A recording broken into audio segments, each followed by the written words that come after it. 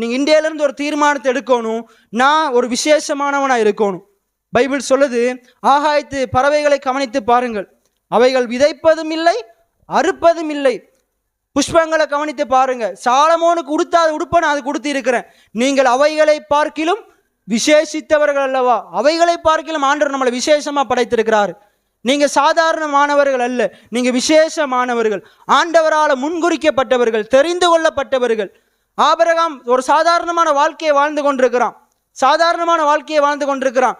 அவன் எப்படி நினைச்சு கொண்டிருக்கிறான்?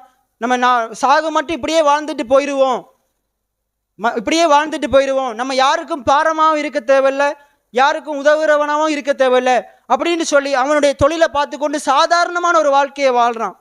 ஆனால் ஆண்டவர் அவனை அழைத்து, இல்லாதவைகளை இருக்கிறவைகளை போல அழைக்கிற தேவன் அவனை அழைத்து அவனை உயர்த்தி வைக்கிறார். எதற்காக? சாதாரணமான வாழ்க்கை வாழ அல்ல, மற்றவனுக்கு ஆசீர்வாதம்